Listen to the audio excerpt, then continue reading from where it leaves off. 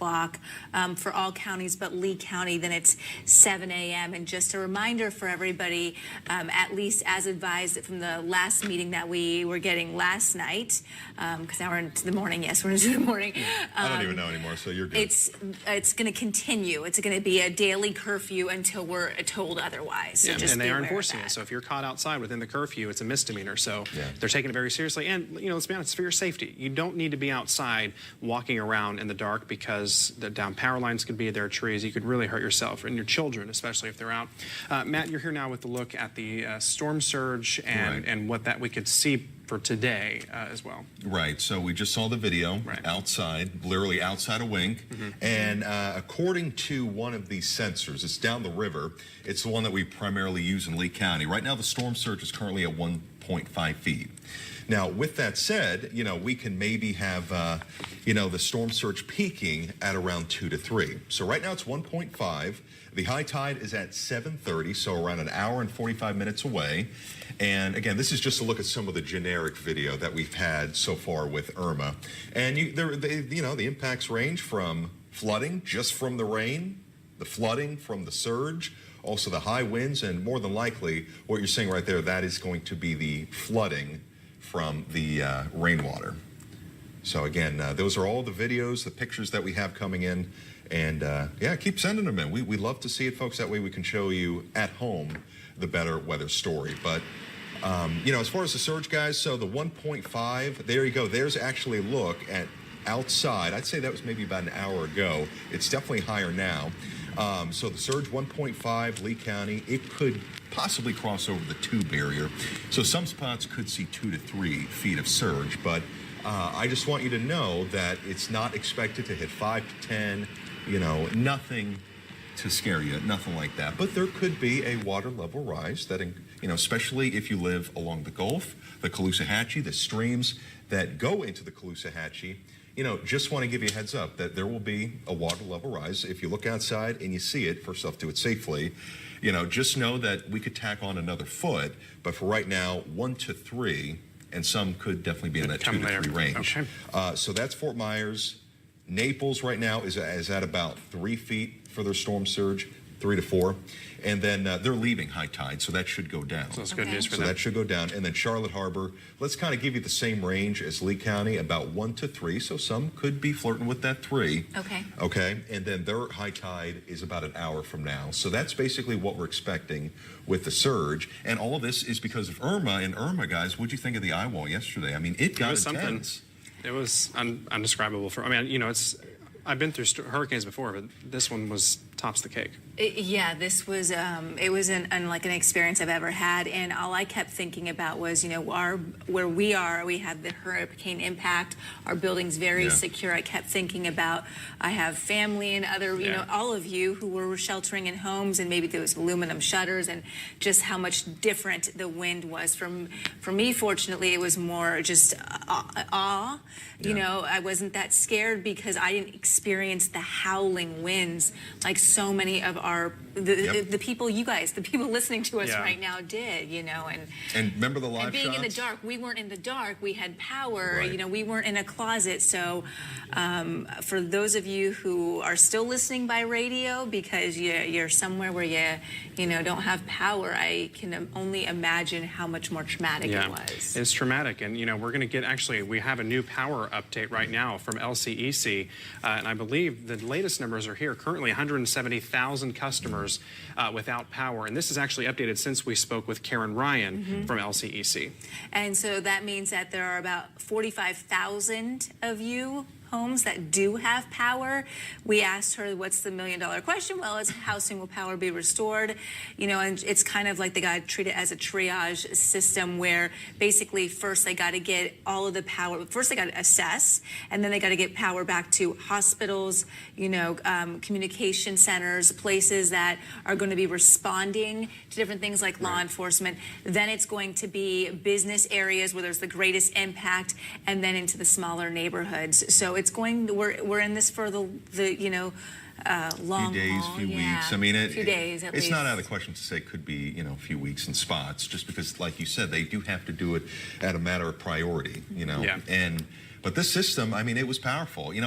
I thought about it compared to Matthew. Remember last year, Matthew? During those live shots, it looked like a wet dog and all that. That was nothing compared to some of the gusts that we had. Yeah, it was definitely intense, even inside here.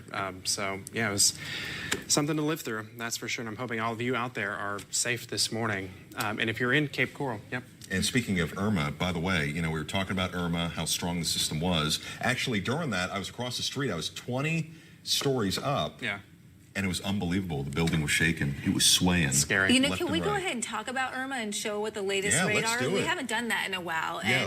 and you know, people may be wondering, is it over? Can I, you know, earlier this morning, about 2 hours ago, people were like, when am I going to be done with the winds? Are most people done with the winds? Yeah, now? and I'm going to be the guy to tell you that, hey, we can slowly rest easy here. So it's a Cat 1, it's weakening, and it's actually moving away. So it's basically good news from here on out. Granted, we are going to have to clean up, and we are going to have to get that power back, but it's a step-by-step process, and it will gradually start to improve. So let's get right into the 5 a.m. advisory. Still clinging on to life here as a hurricane. It's eventually going to be a tropical storm right around the Big Bend, moving towards the north-northwest at 18. The sustained winds are at 75, and the pressure is at 965 millibars. So it's going to weaken to a tropical storm, more of a rainmaker, some gusty winds around Alabama all the way towards Mississippi and Tennessee by Tuesday. So here it is, big system. You can see the center of circulation around Ocala and Gainesville. As we zoom on in, remember the eye wall slammed Marco Island. It hit Golden Gate, went all the way up to Gateway, all up the interstate. LaBelle got hit very hard by that eye wall. They likely had wind gusts over 100. Here's what's left of it. Again, starting to approach Gainesville, here's the worst part of the storm, where they could see those wind gusts possibly topping over 75. But the motion, it's counterclockwise. So we are starting to see some wraparound showers coming right off of the Gulf. And if you're listening to me right now on radio, you can't see this on radar. I'll do my very best to kind of paint the picture. We have some showers right now just north of Boca Grande. We are seeing some showers around Rotunda all the way towards Punta Gorda, including parts of Tamiami Trail and extending towards Vermont Road. Also a few showers around the southern part of DeSoto County and as well around the border of Lee and Collier counties. So these are the wraparound showers, and we are seeing the wind coming right off of the Gulf. So I mentioned earlier the storm surge values, which this morning will be at around 1 to 2 with a few 3 into the mix. I can't rule out a 3-foot storm surge, but most spots will be at about 1 to 2. In the Keys, during the worst part of the storm, they actually hit about 10 to 14 feet. So there's this one key, and it's called Cujo Key, 10 to 14-foot storm surge. And look at this picture. So when you look at it, you're probably like, what is going on here? So this is basically, you have a home, and it's up propped up. And this is actually 15 feet up. This level right here, that's 15 feet up from the sand on the bottom. That is how high the water got. So this guy's place, he propped it up. He was smart. But even with that knowledge, and even though he planned ahead, look at how close that surge got. 14 feet. This picture went viral.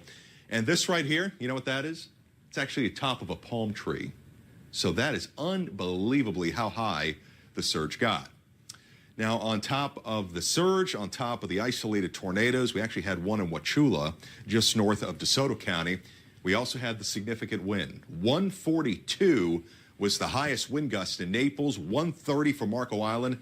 They got slammed by that eye wall, and at that point, it was a Cat 3. It was a major hurricane. Lely, 122. Quail Creek Estates, 112. Bonita Springs and Southwest Florida International around 90. Arcadia, DeSoto County near 80, all the way towards Sanibel and Punta Gorda, hurricane force wind gusts. So, unfortunately, that wind, it's not pretty right now. Our wind network across Southwest Florida, I think I've got like 1 or 2 left. So what I'm going to do, because it'll look messy on our graphics that we have, I have a computer model that has a pretty good gauge as to what we have going on right now across Southwest Florida. So these are estimates. These are not actually reports. And it is estimating around 30 to 40 wind gusts currently in DeSoto County. Across Charlotte County, about 25 to 35. In Lee County, let's say around 25 to 35 as well. 30 to 40 around Collier County. Across Hendry and Glades County, we're looking at about 30 to 50 for those wind gusts, and then even higher around Lake Placid and Highlands County. So it is still breezy, it's still windy, But as we go throughout the day, what happened to the red and the purple, those stronger winds? Well, as Irma continues to move farther up the state and away gradually in baby steps, it's going to take a while, but these winds are going to slowly start to lower. So notice by 3 o'clock, instead of those wind gusts 30, 40, 50, they're going to be reduced to more 15 to 25. And then as we transition towards, let's say around sunset, not bad. It's still going to be a bit breezy at times, still coming off of the Gulf and southwesterly at 10 to 20 miles an hour. So again, the key message there is that as we go throughout the rest of today, slowly and surely, the winds will go from very windy to breezy, and then by Tuesday, actually, the winds will not be too bad. So let's take a look at the surface wind. We have the counterclockwise motion with Irma around Ocala and Gainesville. So that's coming right off of the Gulf, and that is leading to our water level rise for this morning for parts of Southwest Florida. Again, 1 to 3, and I do expect in spots, 3 is definitely attainable. But notice the coloring in the wind in the hours ahead. So you have the legend on the bottom portion of your screen. For those listening to me right now on radio, basically the gist here is that we're going to have the gust in the short term at 30 to 50, and then more 15 to 25 as we hit this afternoon and by this evening. And for those watching on TV, you can see the coloring and the improvement here with our future track model. So let's talk about that chance of rain. Yeah, we're going to have a few spotty showers. That includes this morning. Very hit or miss. You can see that with our future track model. Here's what the radar could look like at 10.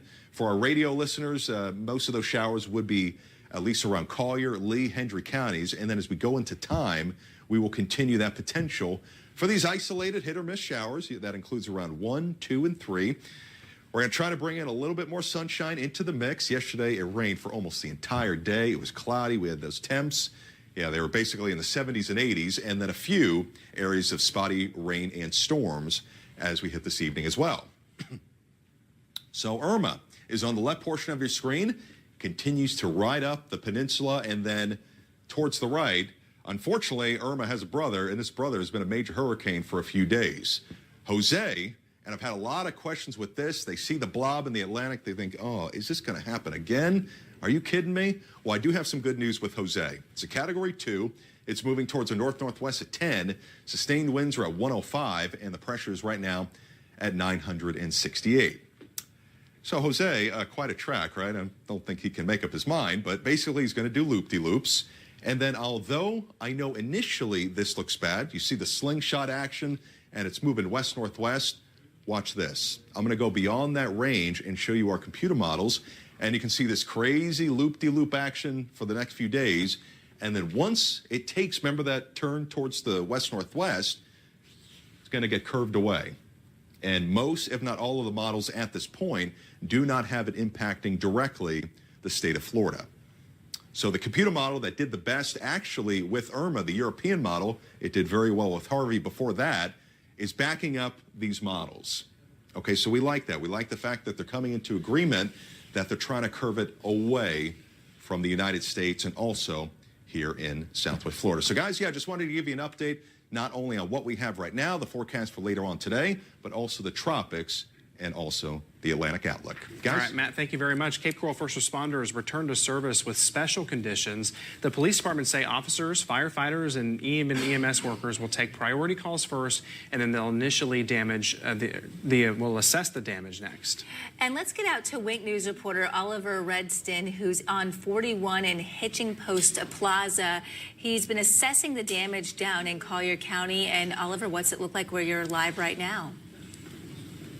Well, Lindsay, we're at yet another scene here that's just hard to look at. It's another mobile home community right behind Hitching Post Plaza off of 41. And again, just want to show you around and give you an idea of how serious the damage is at this hour.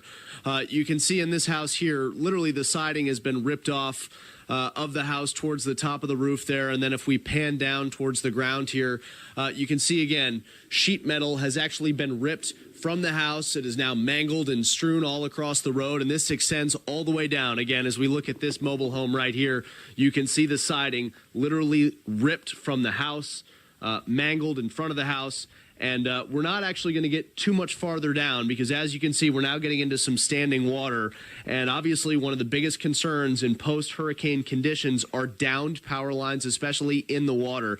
So this is about as far as we're going to go. But you can see palm trees uprooted, lying in the road, and all of the road from this point on is underwater. But again, take a look at this awning off to our left here. This was actually ripped from the house that you see up ahead a little ways, ripped and then completely bent in half by this storm. And again, about 4 inches of standing water all along the roadway. And Lindsay and Corey, I'll tell you, just a few minutes before we came live on the air here, one of the folks who lives in this community actually was driving out, leaving for work, and we stopped him, asked if he wanted to talk. Understandably, he was extremely, extremely emotional. He says, I just can't bring myself to talk about it right now. The devastation is at a level that I can't fathom. He was almost in tears, and I think in a state of disbelief like most people here are. Guys? I'm sure they're absolutely shocked. I mean, this is their homes. This is everything. Oliver, how far is this from where you were before when we checked in with you last? This is about 2 miles down the road from where we were last. So last hour we were at Rattlesnake, Hammock, and County Barn. This is about 2 miles from that. But, I mean, really, if you go anywhere in Collier County right now, you're going to find damage. It's just a matter of where. And I will say, from what we've seen this morning, it certainly seems like mobile home communities have been hit the hardest. Of course, that's why there was that mandatory evacuation order in place for those mobile home communities.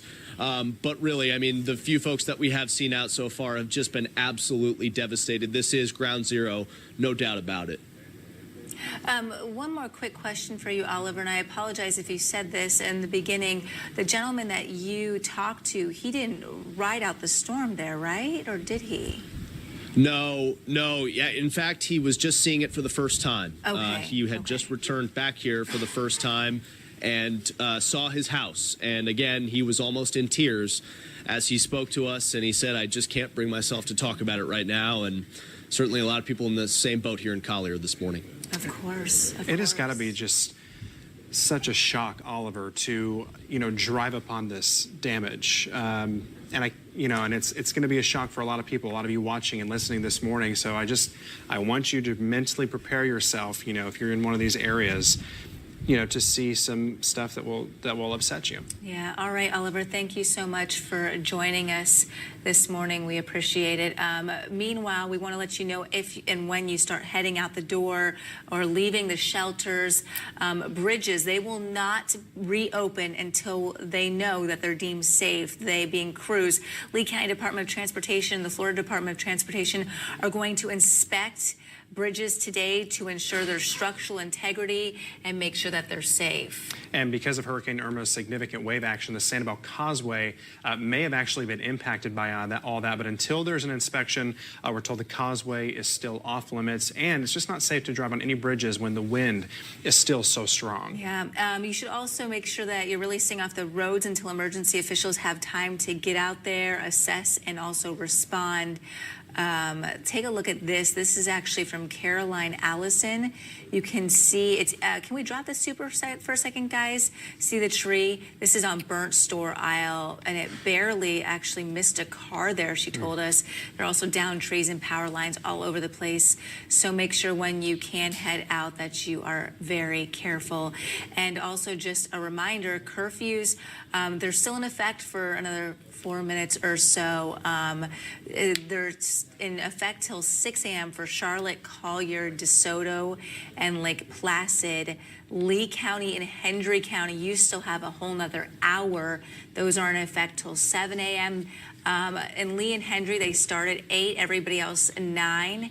And then it's going to be like this, guys, until we are told otherwise every day. All Collier and Hendry County schools also are closed today through Friday until further notice. Now, Lee County schools are closed until Tuesday. They have not yet made the decision on extending that. And Cape Coral Municipal Charter Schools are also closed today. We are continuing our coverage. We'll have much more on what it looks like around Southwest Florida when we get back.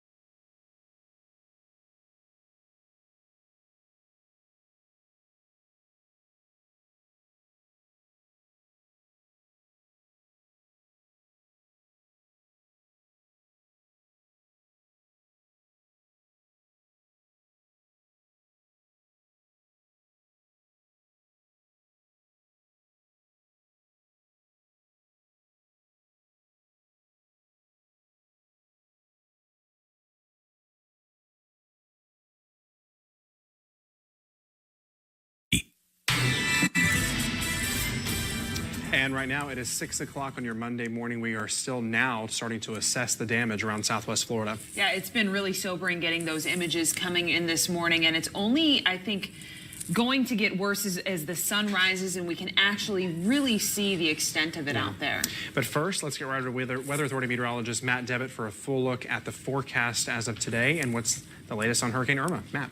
Yeah, well, finally, I have some good news to report here. Irma is weaker, barely a Category 1 hurricane, and it's only a matter of time before it becomes a tropical storm. But that does not mean that Irma, didn't leave her mark. We definitely had the winds. We had wind gusts well over 100 in multiple spots.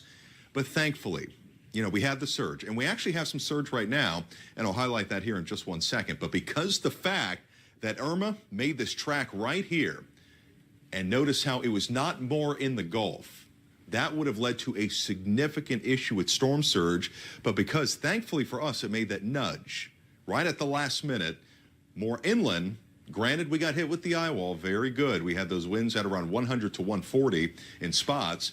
But because it did that, it brought the most significant storm surge away from Southwest Florida. But right now, we actually do have storm surge in progress across Southwest Florida. And just going over some of the lists here. In Lee County, right now, a 1.5 storm surge is being reported. So I'm seeing it right now at Wink. We're right along the Caloosahatchee, and we do actually have some saltwater flooding here at the station. Okay, so 1.5. Let's plan on the possibility that it could hit 2 to 3. So again, right now it's at 1.5. Let's plan on maybe a 2 to 3 foot storm surge, and the high tide is approaching. It's going to be here soon. After high tide, we're going to try to bring that storm surge down a bit. Well, 8 minutes down after the top of the hour. Jillian Mealy, she started our coverage last week down in Miami Beach, and now she is in Tampa. Jillian, how are things looking there?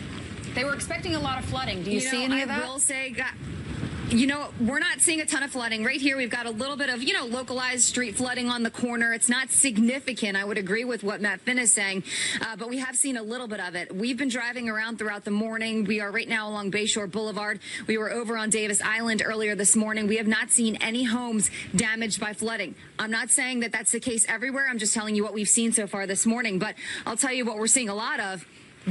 You're seeing a lot of downed trees throughout the area. You're seeing a lot of debris, a lot of downed palm trees. You drive up a street and then all of a sudden you have to stop and turn around because this is the situation. So I think a lot of people are going to wake up in Tampa feeling a bit relieved. We did not have, the center, that what was left anyway of the eye of that storm that did not hit here in Tampa last night. So I think a lot of people are feeling very good about that. But still, the sun's not up here yet. So people are going to be coming out as the morning goes on to try and look at the damage either at their home or on their street. And the thing is, we actually have seen so many police officers driving up and down this street. Every time a new one drives by, they stop and they ask us if we're okay. So police are out there trying to make sure that everybody is safe. It's still not safe to come outside your home just yet, guys. That's right. All right, Jillian, thank you very much. And also because so many homes are unprotected. So many folks are out of town, they got to make sure that nobody goes in and tries to take something. What strikes me about Tampa is when you drive across those bridges, the water almost looks at the bridge line. I always said to myself, anytime there's a storm, people must get nervous. It's just a few feet above sea level. And Janistine, that was the worry. As the coast, the west coast of the storm went up the coast, would the storm surge overwhelm them? Right, and we're still dealing with storm surge in Jacksonville. They set a storm surge record over 4 feet. So the east coast of Florida is feeling this as well. I just want to point out, normally I wouldn't want to tell you about this. We have another tropical system. This is a hurricane, and we don't quite know where it's going to go. So this will be the next one we watch. This is Jose, and as you can see, it meanders for the next 5 days. But some of the tropical models are showing, perhaps an east coast impact. Landfalls yesterday around 9:10, Cujo Key, and then we had another landfall, Marco Island, 115 mile per hour sustained winds. That was a major hurricane. Some of the wind gusts in Naples, 142 miles per hour. I mean, devastation there in the Naples area. And Marco Island, 130 mile per hour sustained wind, or rather gusts. Tornado threat will be ongoing today because of the right-hand side of this storm. We've seen many tornado-warned storms yesterday and now today for North Florida. We had an earlier tornado-warned storm north of Jacksonville, but that tornado threat is going to be ongoing through Georgia and the Carolinas. Even in their bathrooms in a bathtub covered in a mattress. Oh my gosh! I mean, and of course that's why you stayed to try to continue to get information out. I understand that your storm bunker was built to withstand 220-mile-per-hour winds, which is why obviously you were much safer than anybody who just stayed in their house. So what's it like in the Keys this morning? I know the sun isn't up yet. Do you have any sense of what the conditions are in terms of the storm surge, in terms of electricity, in terms of the bridges being washed out, communications, et cetera? We were on a conference call with Monroe County last night, which is the county that the Florida Keys are in. There's no water service or very little water pressure in the lower and middle Keys. The Florida Keys Aqueduct Authority believes there's a few leaks in the main water pipe that brings the water down from the mainland, and they're going to have to get on that this morning to get us water. There's no electricity throughout the Keys, no cell service, at least in the lower and middle Keys. There might be some cell service in the upper Keys. US 1, the only road that comes in and out of the Florida Keys, there's 3 choke points. There are 3 places that are completely inaccessible. Mile marker 75 is partially washed out. There's a large pole blocking the road at mile marker 35, and mile marker 29 is partially washed out. The main impacts with that is that the island of Big Pine Key lies between mile marker 35 and mile marker 29. So we don't have any idea what the damage is like there until we can get the road open and get there. Today, we're going to have some aerial flights over to assess the damage. So we'll have a better idea once we get these flights in here and be able to aerially assess the damage. Oh, my gosh, Bill, I mean, it does not sound good. If anybody stayed behind, who's not an expert like you, stayed behind in the Keys, I mean, it sounds like they're marooned. You know, no cell service, no electricity, no water, and really no way to now get out if there are all of these blockages on the roads. So how does this, just give us, because you're an expert, give us your perspective on how Irma compares to all of the other storms that you've seen in the Keys. Personally, it's the worst storm I've ever seen. Historically, it's probably in the top 3 or 4 for the Keys since 1851.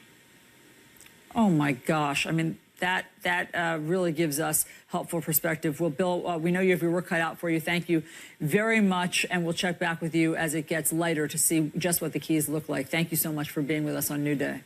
Thank you. So, Chris, I mean, that just gives us a great sense of if people stayed behind, just how cut off really from all civilization they are at this hour. Well, listen, I spent a lot of time talking to Bill South, and his perspective from down there in the Keys was invaluable, and knowing what was coming was helpful, but dealing with it is a very different task. Look at Miami. When we come back after the break, they thought they were going to be spared. Take a look at the pictures, and you tell me if that looks like they were spared. We'll bring you the latest from there next. Police department, they were there to be in a central location. And if you take a look right there, we told you about this earlier this morning. It appears to be some sort of weather monitoring device that was completely bent back and heavily damaged from those strong winds that we've been seeing throughout the night here from those effects of Hurricane Irma. I'm standing about maybe a foot of floodwater here, and I want to show you some of the other roof material, and this is why people, you have to be very careful around this type of stuff, because this giant chunk of the roof over here, you can see nails sticking up right from it. So we're being very careful as well as we kind of make our way around this. And there's another big piece of the roof as well as we make our way through the floodwaters.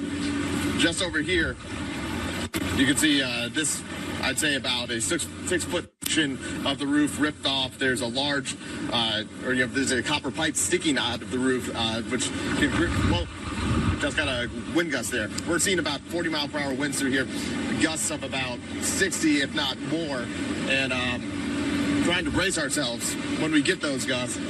Here we got some Cocoa Beach police officers popping their heads out of the buildings here. Let's see if we can go talk to them, see how the night was, because they were spending the night next door again with the storm, because conditions have been very, very bad here in Cocoa Beach. Hey, guys.